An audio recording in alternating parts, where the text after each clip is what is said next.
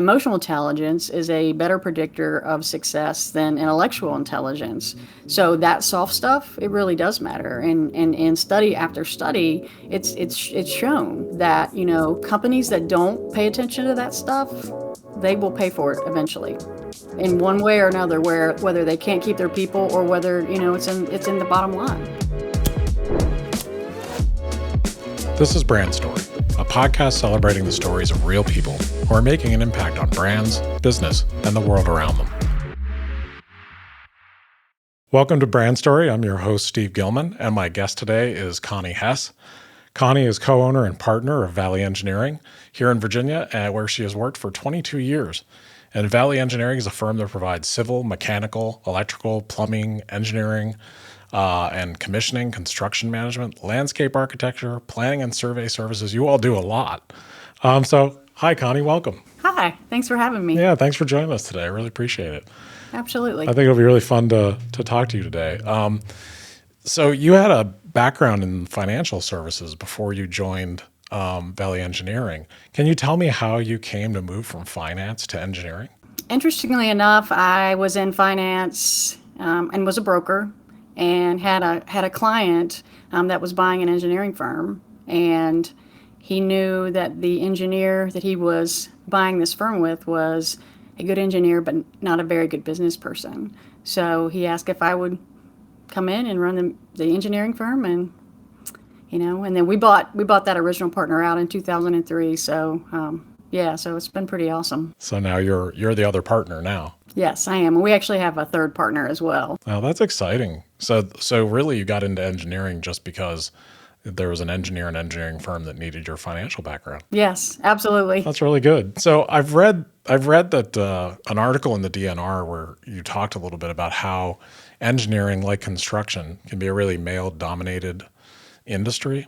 And so, when you joined, I doubt there were a whole lot of other women in the industry, or certainly even in your company. And when you went to conferences, I bet that was quite a thing. And so can you tell me a little bit about that experience and how, are you hoping that more women join the engineering world? Yeah, well, and we're seeing more and more women come into this, great STEM programs, and more women are actually entering engineering now than ever, which is wonderful. But 22 years ago, coming in, particularly in an executive role, it was very tough because I am not an engineer. So navigating my way through that structure of engineers' personalities and learning to gain their respect slowly but surely, and it took a while. It really took a while, but interestingly enough, our brains work the same. So I like numbers, and engineers like numbers. So it's not necessarily always. It was not necessarily a bad thing. We currently have quite a few female engineers here at Valley Engineering, so we're really proud of that. That's great. Have you done anything over the years to try to encourage more female employees and more women to get into engineering? Not necessarily encourage them to get in. We do some career fairs, particularly at the Votech Center here locally. And we see lots of females in that drafting program there, which is really good. But we, always look at the hires when anybody comes through the door. We look at everybody equally, and whether be male or female. But we're very lucky to have hired some really great ladies here at Valley. Yeah, I'm sure it's nice to have that growing 22 years ago, you may have been the only woman on staff, so I'm sure that's really good. Can you expand a little bit on your role and how you collaborate with the rest of the team, being from a financial background and they're engineers? And I'm sure that's changed and morphed over the years, but how does that go for you? It has. So I really just lead the operational side of the business, and so how we basically are a very flat hierarchy here. So we have a management team of 8, and we meet once a week, Monday, 11 o'clock, and we discuss different things, work that's coming up, what jobs are out there,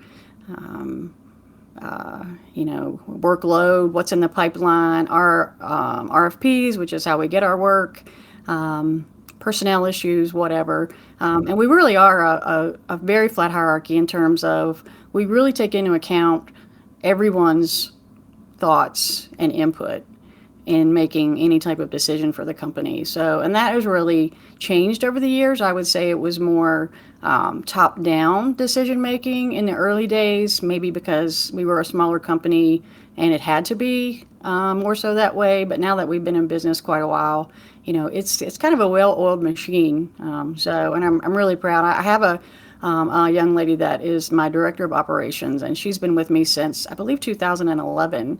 And so I mentored her, and she does a lot of the things that I did early on in my career. So That's great. Yeah, having a flat hierarchy like that can, especially in, certain size companies, can just make operations so much smoother and, make communication so much better. So you get buy-in across the board with different departments, and it's really important. yes, for sure. Yeah, I can relate a little bit to your, coming into an engineering firm from a financial background in that, I'm a marketer. And because of all my different clients, sometimes I'm in the financial world, sometimes I'm in the healthcare world. So I feel like marketing's a little like finance in that we learn to speak other languages and translate. So you're always, sort of providing translation services. And I think finance people do that as well. Absolutely. I really didn't know anything about engineering when I started. And amazingly, through the years, I have gained an amount of knowledge that is surprising often to some of the engineers because I'll jump in conversations and they're like, "Oh, you really do get that, how that works." And so just sitting through meetings, listening, and so I really do have the guys actually tell me, the guys and the gals actually tell me that I know just enough to be dangerous. Yeah, that's always, you probably don't want to be signing off on the final plans for an No, no, elevator, no, but no. No. it does help to speak the language. I felt the same Yeah, way. for I worked sure. with RMH before it became part of Centera, and we still work with Centera. And speaking the healthcare language took years and years and years. But having worked with them for like 14 years plus, I feel like I kind of got a mini master's in healthcare administration. It's amazing how much you learn just by getting thrown into the fire. We have a niche market in healthcare for our mechanical, electrical, plumbing team that is really strong. And you talked about learning the language. It's when you have that market, literally, it becomes a completely different beast than say industrial or retail. So and our client base is smaller just because there are only so many healthcare systems out there. So that has been great for us, and our MEP group has really flourished in that capacity. Yeah, I bet. I mean, the engineering in a healthcare system, in your average healthcare or hospital building, is so complex. Most people don't think about what's behind the walls. Yeah, a lot of times when people say, "Well, what does Valley Engineering do?" and we talk about healthcare engineering, there are folks who don't even realize that there are engineers who really concentrate in healthcare. And well, what does that mean? Well, just think about temperatures in the operating room, oxygen, how that flows, how pharmacies are. When they're mixing chemotherapy, the different levels of air intake and output that go there. So just a lot of different, those are just a few things. And when we walk into hospitals that we have been a part of, everybody will be like, it's very beautiful. They really can't see what we've done. And we always say, if you're cool or you're warm in terms of temperature, and if the toilet's flush, then we've done our job. Yeah, that's one of the things about engineering. It's one of those like thankless behind the scenes Very arts. much so. Yeah, Very where much so. if everything doesn't fall over, the engineers did a really good job, and if everything works. So I was really intimately involved in the site selection and construction of the new hospital and health campus. So I got to be a fly on the wall with all the architects and engineers, and it is so complex when It's you're very complex. much more so than any other kind of building, I think. Yeah, I believe so too. Good for you guys. That's quite a specialty to have. It's amazing. So how long has Valley Engineering been around now? About 25 That's years. great. The original partner, he began in 1997. So, but yeah, he was around a couple years before I came on, and so yeah, and we started out over on South High Street in a tiny little office, and we moved to a little bigger office, which we thought at that time was huge and we would never outgrow. here in Harrisonburg. And then a couple of years ago, we actually outgrew that and moved into another office here in 2017. That hopefully we don't outgrow, but you never know. Yeah, you never know. We've had the same issue where we had a couple offices where we thought, well, this is it. We'll never move to another one, and then we had to fix up another building and move to it because you just grow. So you've been really involved also over the years with company acquisitions and the growth of the company. Can you tell me a little bit about how you all have grown over the years? So in 2000, we were civil engineering and structural engineering. Those were our only two disciplines. And the construction industry was booming, residential was booming, things were crazy over the top, the Yeah, market. yeah, it really was. So we actually had clients who would call in and say, this if a set of plans cost me this, what does it cost to get bumped to the front of the line? And that was just a crazy market, which we knew was not sustainable, could never be sustainable. We began looking at other disciplines, and that's where we stumbled onto this mechanical, electrical, plumbing group. They joined us in 2005. They had a specialty, actually a very small one, but a specialty doing healthcare engineering at a Winchester hospital, Valley Health. And they came on in 2005. And what happened there subsequently in the years that followed, things got really tough. Residential basically shut down, the economy tanked. And it was during those years that we were able to procure be full service on two hospitals, two replacement hospitals. And that really got us through the downturn. So I often, lots of people shut their doors, engineering firms, particularly civil, because that they're the dirt guys. And so that really sustained us and got us through that. And my goal during that time is to keep the core group together. If I could keep the core group together, then when we came out on the other side, we would be stronger. And that's really how our healthcare niche continued to grow. We just continued to add more folks in that department, and yeah, it just really took off from there. And now we're really known all across the state and in West Virginia, and we also work in Maryland as well. So, Well, that's great. I mean, I think that was a really hard time for, engineering firms, of course, construction firms. And I was working in healthcare and with financial institutions and healthcare institutions at that time. So, we weathered the storm as well because those clients weren't affected in the same way that some industries were. They were still affected.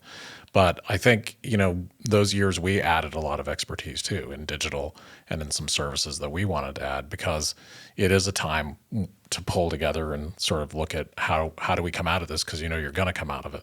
So it's always smart to try to grow when things are constricting. So good for you all. yeah, we just wanted to be in the right place when things did get better, and we were very lucky to have done that. That's great. So that brings up this latest fun that we've had with the pandemic.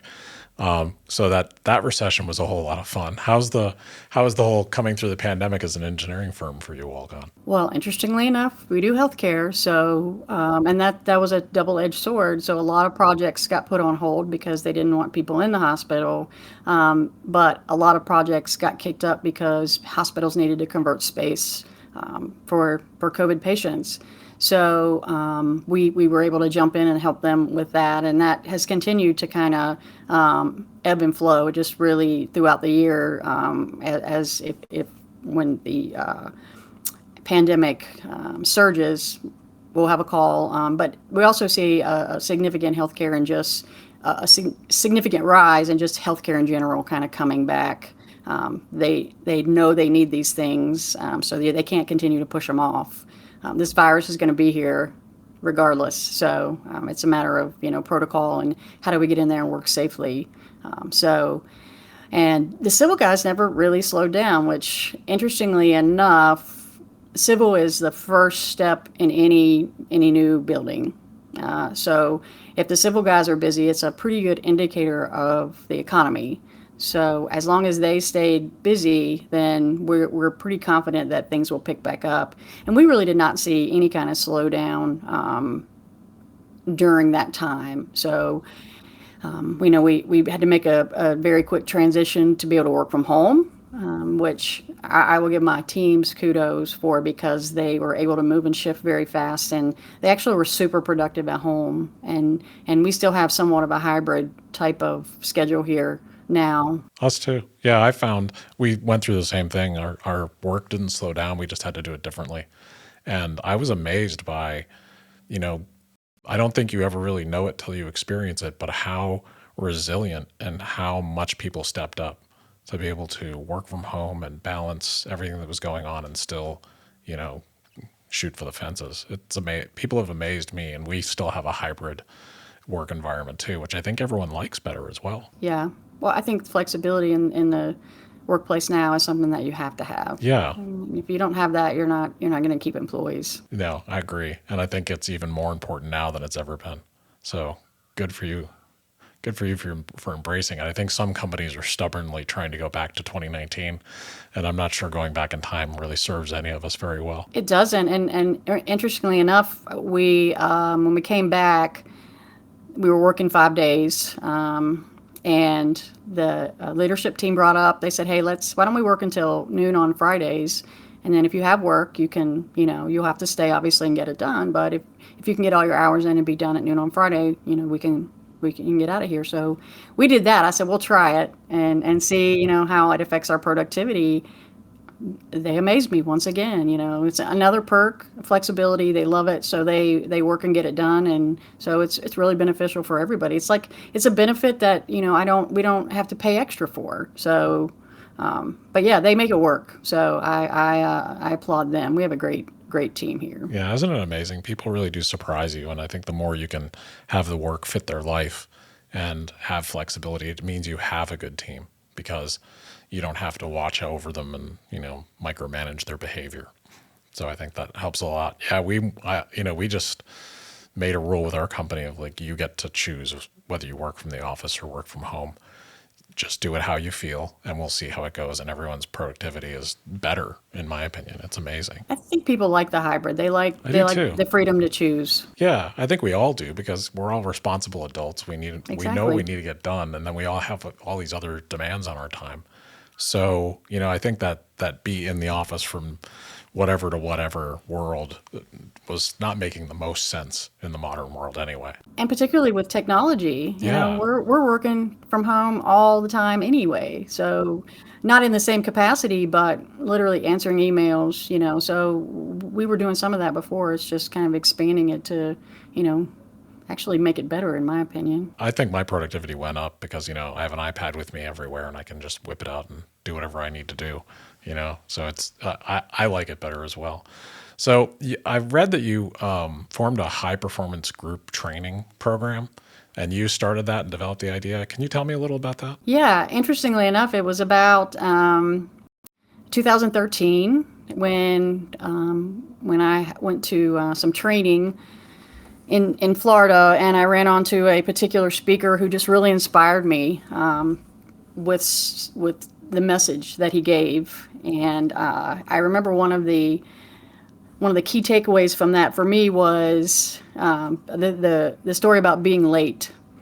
So he talked about why you should never be late. It's wasting other people's time, but it's also a stressor, right? So why put that extra stress on yourself? So that's a stress you could control. A lot of stresses you can't control. So I went to the airport that day because it was in Florida, and I was actually sitting at my gate, and my husband called me, and he said, "What are you doing?" And I said, "I'm sitting at the gate." And he said, "Well, I thought you didn't fly out until 6 o'clock." And I said, I don't, but I didn't want to be late.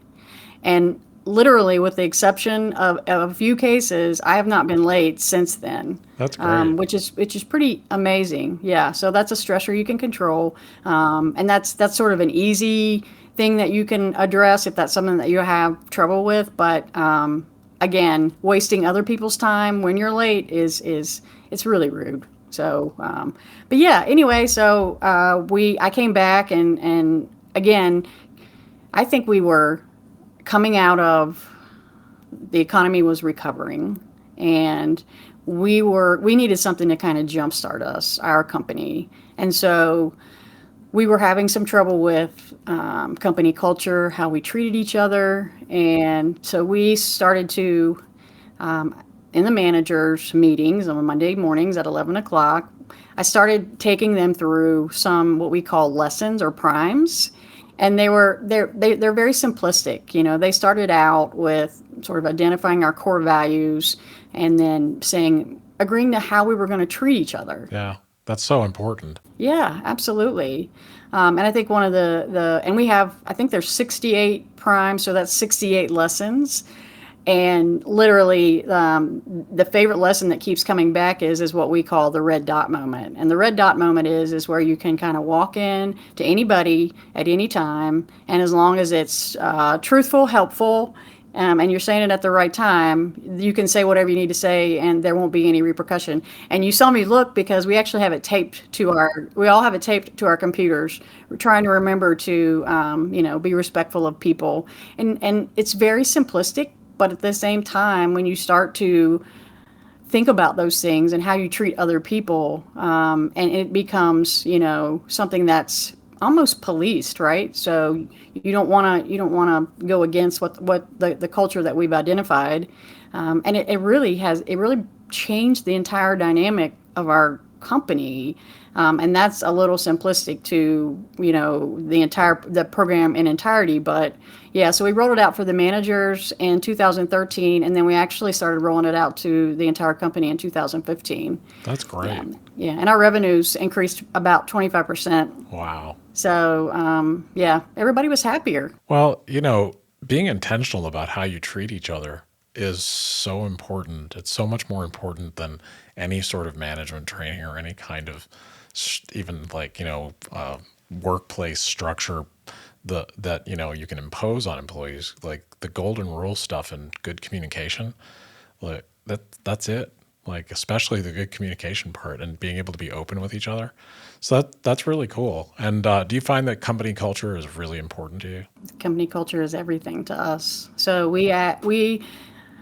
after we started this program, we actually have a person sit in on interviews now to make sure that whoever they're hiring will fit our culture. And it doesn't matter if they fit, if they check every other box. If they won't be good for our culture, then we do not hire them. Good for you. Yeah, that is the secret, I think, to being successful. The secret sauce, yes. That is the secret sauce. I had a guest that, if you ever get a chance to watch this episode, I had a guest, and her name is Kendrin Crosby. And she works for a company called Work Wisdom up in Pennsylvania. And they help with, consulting around communications. And she said something so cool about workplace culture, where she said if she was going to define what culture is, it's what really happens. It isn't the motto you put up on the wall. It's the way you actually treat each other. And that is the culture. And I like to call culture an ecosystem. Yeah. It's alive. It's constantly changing, and we have to be aware of it, and we have to make sure that the right things are there and the wrong things disappear, so that it's healthy. And we do check-ins and with the whole team, and that I think has helped us sort of sustain it into the future. Not to say that we don't have hiccups, but we certainly have a different group than we had 10 years ago. If someone fits with the culture, they tend to stay. And if they don't, they tend to self-select. So I think that's really interesting. One of the things we end up talking about a lot on this podcast is how culture informs brand. Your culture is what your customers feel and experience. So it is your brand. Do you all ever intentionally talk about that? Like how the outward expression of your culture affects how customers experience the brand? Yeah, we view clients as internal clients and external clients, right? And so how we treat them are the same. So it's important to treat each other good. It's also important to treat our clients the same way. And that intentionality in that, I think, is very helpful for employees, because they feel like, hey, I am important. When we have a tight deadline, and they have to work extra, if we're treating them like they're important internal employees, then they don't mind working that extra, because we give it to them, and therefore they're going to give it to the client. So I think that is one way that it has really helped us, and we're very intentional about our employees. Yeah, I think that's wonderful. I think, you know, I wish more companies, it's always amazing to me that some companies don't understand that. It is 100%, if you treat people the way, they should be treated and you treat them well, they will treat your customers well. The end. Full stop. Exactly. And it's about, caring about your employees. And a lot of people, when they think about company culture, they think it's like the soft stuff, Yeah. the soft skills, and, emotional intelligence. And people and folks think that's not important. Well, any reading you do, emotional intelligence is a better predictor of success than intellectual intelligence. So that soft stuff, it really does matter. And in study after study, it's shown that, and companies that don't pay attention to that stuff, they will pay for it eventually in one way or another, whether they can't keep their people or whether, it's in the bottom line. Yeah. I agree with that 100%. I think that's such a great perspective. That's one of the reasons you all are so successful is your culture and, your reputation in the community and with people that you work with is stellar because you treat them so well. So, we work with RBI and Daniel Blosser over there. And so he was one of the people that suggested that I talk to you because I interviewed him on the podcast. And we've been working with him for like about 12 years, I think, with RBI. And they're the same way. They're just really good people. And not every company, I don't think every company can honestly say they're just really good people to be around. Well, interestingly enough, Daniel and I went to grade school Are together. you serious? So went to grade school together and graduated from high school together. Yeah. So, So you kind of know him. and yeah, and our companies are so close, Yeah. and we essentially do the same thing, Yeah. You're So it's sort of in it's just similar interesting. similar Yeah, fields and yeah, you all yeah, work together on some projects there. yeah. Yeah. We do, we That's do. so cool. Yeah, Yeah. yeah, I love how yeah. small a world it is sometimes. I mean both your companies are like backbones of our entire community, so good for you. So what's something from your work with Valley Engineering that was really unexpected when you got into it? Well, I can tell you now, at this point in my career, I did not expect to feel like this was like literally my family. And, when we're talking about succession planning and what's next, there's a little bit of sadness in that because I love the people that I work with and we are a family. And so that was a little unexpected. Not to say that I'm not retiring now, but again, succession plan needs to be done, you know, far enough in advance so that the company doesn't suffer. But just thinking about that, we have employees that have been here 20 years as long as I have, and then we have employees that have been here. I would say 50% of our employees have been here 10 years. So we've got to see kids grow up. We got to see actually some employees grow up and get married, have babies, and we're just a big family. So that was kind of unexpected for me, to feel like Valley Engineering is almost one. I only have one child, but I would say Valley Engineering is my other child. So yeah, so thinking about that, I don't know if it was unexpected, but it's certainly something that I didn't anticipate, having such an emotional toll on me. So, Yeah, you really don't think about it until, you have to start doing something like succession planning. And, when you work at some place you love, it's part of your life. A lot of people talk about workplace, work-life balance. And I really think it's more like work-life integration when you work someplace that you actually love. So, we've been in business for 27 years. So, the people that I've worked with, we have really long-term employees and really long-term client relationships, like 10 years plus on all levels. And it's an amazing thing because you know each other really well. You've got shorthand. It's a joy to come to work. It's just a great thing when you can work with people that you really enjoy. absolutely. Well, I will tell you, believe it or not, engineering is 100% about Yeah, relationships. I bet. People choose to do business with us, and so going out and maintaining those relationships is something that I do some business development along with our director of business development. People, again, we have a lot of clients who they're repeat clients and they come back because of the relationships that we establish with them. So and it's so important, and again, that's kind of the soft stuff. And when we talk about the soft stuff, That sort of relays in terms how they go out and build their relationships. And we talk about them building their relationships.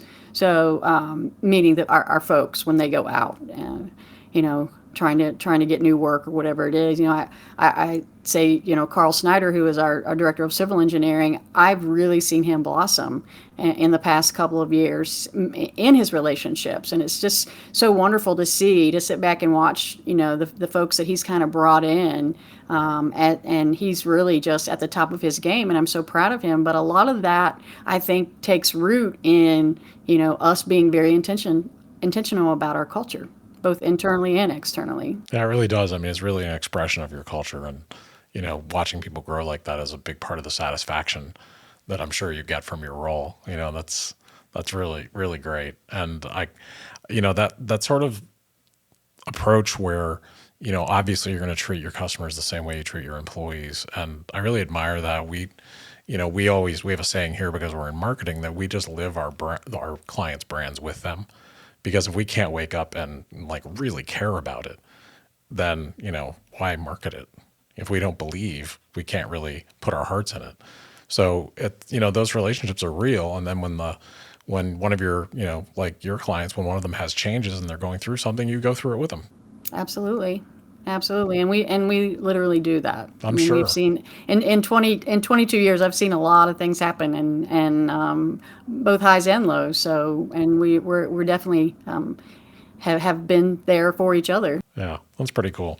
So, can you tell me, is there any one lesson your job has taught you that you think everyone should learn at some point in life? I think the biggest component of growing as a leader is to be a lifelong learner, never to get stuck in a rut. Don't Just because things have been done a certain way, always be open to new things.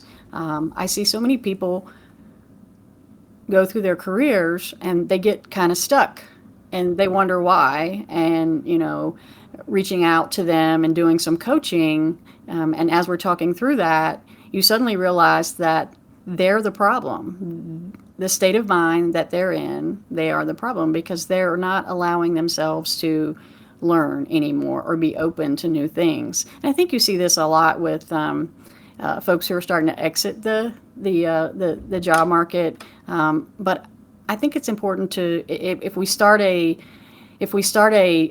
process of being a lifelong learner and just keep in the mindset that we continue it on, then I think that is that's some of the best advice that I could give anybody, because getting stuck in your ways does no one any good at all. It actually makes for hard times. Especially for yourself. If you're not willing, I mean, change is inevitable. It's all around you all the time. And so we talk about that constantly here, because to be in our line of work, you have to be passionate about learning. You have to be endlessly curious. Things change, marketing changes by the minute sometimes. I mean, we have so much change in our industry. And if you don't love it, you'll just get burned out. And if there's one thing you like to do and you're like, oh, I just like this media, or I'm just into this kind of tool, you're done. You have to be really, really curious about what's going on out there in the world, and really empathic to consumers. And what are they thinking? What do they feel? And what do they want? So I think I love that advice. I'm so glad you brought that up. That's, from really successful people I've talked to, I've heard those themes, and I think the people who we meet that we find the most interesting and who you can tell are passionate about what they do are always lifelong learners. Absolutely. We have a book club here at work, and it ranges, anybody. We have quite a few young folks that are in it, younger folks, and interestingly enough, we have read some books that I would not have read otherwise. And somebody said, "Well, I can't believe that you read that book." They were in the book club and couldn't get through it, and I'm like, "Well, if I expect to understand them, that employee, then I'm reading this book because it's what they asked me to read." And again, it was just another perspective, I think, on our culture. The fact that I was intentional about reading through that book to make sure that when we went in there and had these discussions, that I took it seriously and that I cared about the book that they chose. And some of the spin-off conversations that we have just from those book club discussions are very interesting. Spending time like that with your employees, not necessarily, across the desk, but over lunch, in a book club or whatever it is. I have found a way that for me, everybody will show up at my door. People are not afraid to show up at my door and walk in and say, "Hey, I need some help," or "Hey, I think that we could, we do this way. I think, we could do it better this way." And I love that about interacting with my employees from, across the entire company. So that I think is again another aspect of who we are and our culture. That really does speak to high emotional intelligence and being open, being in a book club and really committing yourself to it. That just demonstrates that you're open to new ideas. And then, of course, employees are going to find you more approachable. And then that just makes your job satisfaction go up and everybody wins. So I think that's great. I love the idea too. I might have to borrow that idea. I really like that idea. So how has your perspective on being a leader changed over the past couple of years with the pandemic and all that's been going on? Has it changed, or are you still, it sounds like you do a lot of really healthy things as a leader. So is there any new tools in your toolbox? I don't think it's necessarily changed over the last couple of years. What I've noticed is we have all been very adaptive, and our leadership has been adaptive. So making sure that we are kind of rolling with the punches, whatever happens. We never completely went shut down here at the office. So we had sort of a half week for some and a half week for others. And we came back for a period of time. And then around Thanksgiving, when it peaked again last year, we went back to that. So there was a lot of discussion about when we should come back. And when you're talking about something like the epidemic, you're talking about people's health, and people coming here and afraid that they're going to get it and take it home to their kids. That was our concern. So being adaptive and really listening to people's concerns, and something that I've learned over the years, just because I feel a certain way doesn't necessarily mean that another person feels that way. So shutting my mouth and opening my ears and listening to what they have to say and validating that, right? Because right or wrong, it's how they feel. So, and they deserve to, have somebody pay attention to that. So I think just being adaptive and listening to people and being, open to what others thought and their concerns were about, how they handled, this change. Yeah, because it's been a lot of change, and I was talking to someone else on the program, Patricia Corsi, who's the CMO of Bayer, the global CMO for Bayer Pharmaceuticals, and she was talking about. I found it so amazing because there's all this like we're in it together messages from companies, like we're all in it together, or we're home or not. Well, yes and no. I mean, if you're in management and you have a beautiful house and a private office, your experience is much, much different than maybe an employee that just started that's in an apartment with 5 other people. So there's like being able to, like you said, open your ears and be empathic and truly listen to what people have going on and don't think they're having the same experience that you're having, I think is so important. Absolutely, and you think about that, you put the kids in that equation, right? So, and I can honestly say throughout the last couple of years, we've had kids here, on and off all the time. So we actually have a kids room That's so that smart. they can go down there and watch television or whatever. But they're around. But again, it's part of our culture. If you need to bring your kid with you to work, you can bring your kid with you to work. Well, yeah, because sometimes parents are stuck. Something happens and they've got to they've got to flow with the situation because they got thrown a curveball that morning. And all these things are real, So I think I really applaud you for that. I think that's, I've heard great things about your culture and people that work there speak highly of the place, and I can see why. That's really cool. So what do you think is a common myth that exists about workplace culture or employee well-being? Like, I think you think about this stuff a lot. I can tell. So what do you think is one of those things that you think is just either a myth or untrue? I think some people believe in it more than others. And I think a lot of companies like to pay lip service to it, but they don't really back it up. And they understand it on paper, but they until they experience it and actually watch it in action, you really can't. I don't think you can really appreciate it. So, and I've taught several groups, been consultants with to a couple of groups and kind of help them try to make a transition. And the biggest thing I've seen is leadership has to be on board 100% because they have to walk the talk, right? So if Yeah, they don't do absolutely. that, if they don't lead by example, no one else is going to do it. And that's the really interesting thing for us when we started our high performance group culture was we were very intentional about walking out of that room every week and being showing our employees the changes that we were making. And interestingly enough, we have a married couple that works for us.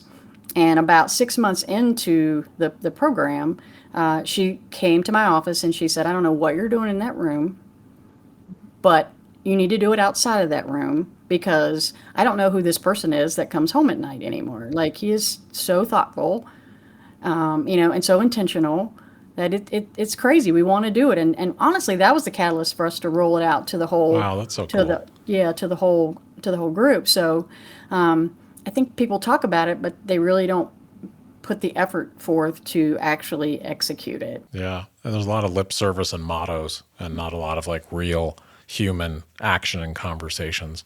And I think, it's so amazing because when you work on that level on emotional intelligence and real communication and being open, you have amazing results. Like you've seen them. And I just think, we don't get taught that in, school. You don't get taught how to behave. There aren't any how to behave classes or how to be open and communicate. You might learn a skill, but this stuff is important. So, I think that's really great that you all put that focus on that. Yeah. And, we, one of the first things that I taught our folks, the very first lesson is that you have to be present, right? So when you come into our meetings, you don't come in with any type of technology because we're cutting out that time for each other. And so therefore, if your phone's ringing or something's happening, and that's the premise that we built the whole program on. So it builds from there. But taking time, making sure that, I am listening to you while we're in that meeting. And so, and still to this day, we're very, very good at policing that for each other. That's great. I'm so glad to hear that. So, I'll ask you a few more questions and then we'll be done today. I've been having so much fun talking to you today. This has been great. Oh, thank This you. has been really, really fun. I'm going to ask you to finish a sentence that is really easy, and I think you might have fun with it. If you weren't in engineering, what would you be doing? I would be a forensic psychologist. That's what a great answer. That's so cool. Yeah, you seem like you're very, very in tune with human beings and how they behave, and yeah, good for you. It makes you a good leader. Literally, my husband tells me I watch too much Dateline, but I really think if I had to do it all over again, that's what I would do. How about that? I don't know, that's kind of crazy. No, I think that's great. I love it. And is there any one piece of advice or a piece of advice that you've been given that has really stuck with you? I think this kind of goes back to be a lifelong learner. And allow your mind to grow. Don't get stuck in one place. Don't get and if you get stuck in that place, make sure that you're able to kind of do something to get yourself out of that, whatever it is. And it can be a ton of different things, whether you reach out to somebody for help or you read self-help books, or I'm an avid reader. I read all the time. Thus the stack of books on my desk. Yeah. So but I think again, learning and being open to new things, I think is just really, really important. Yeah, I couldn't agree more. I think that's such an important part of just being a happy person and bringing good things to other people is perspective and widening your perspective through learning. It's a big world. You can never get done learning. There's so much out there. So I have one last question for you, and I'll let you go so we don't keep you longer than I had told you we would. And so, if you could give your younger self a piece of advice, what would it be? I would give myself the advice that you can't demand respect, you must earn it. I spent quite a few years in the beginning of my career being very tough and very hard, and not really letting people see a side of me that was a little tender. And one of the greatest gifts that I've ever gotten is to have grown as a person and in leadership, to be very vulnerable in front of people. And the old adage is true: you get what you give. And revealing that side to other people, and watching them opening up, and what I get back from them now, that would be that's something I wish I had done years ago, instead of waiting till now. But again, I think it's coming into a male dominated industry. I thought, this is the only way I'm going to be able to do that. And I was labeled for a long time. I didn't, while I was a woman, I didn't have very woman-like tendencies. And so, not to say that the women-like tendencies are good or bad, but it's interesting to me that we sometimes, as women in leadership positions, think that we gotta just go hard and be tough, and that's not necessarily the case. So, not to say that I can't be tough. I can still be tough when I need to be, but being more vulnerable, I think, is you get more from people. Yeah. I think that is the most positive message to end on, because I think there are so many leaders across the board, male and female, that can learn from that. And, people think, oh, if I'm vulnerable, maybe people think I'm weak or I'm indecisive. I think it's the absolute opposite. Being vulnerable and being empathic and real with people is how you succeed. So good for you. I think that's one of my favorite. I ask that question at the end of every interview, and I think that's one of my favorite answers. Thank you so much. Yeah, and it's the way we make people feel, right? So no matter what we do, how the way we make other people feel, that's what they're going to remember, and that's what they're going to take home at night. And so, being a positive influence, whether you're having a good day or a bad day, being a positive influence it's helpful. It is, and it's way more satisfying than thinking you need to be a certain way. Yes, absolutely. Being your authentic self really does come in handy. Yeah. Yeah, that's great. Well, hey, thanks so much for doing this today, Connie. I had a blast. This was really fun. Thank you. Yeah, absolutely. It was so nice to meet you. Want to hear more inspiring stories? Subscribe on your preferred podcast app so you don't miss an episode. And if you like what we're doing, please rate, review, and share. It's the best way to support us. Thank you for listening to Brand Story.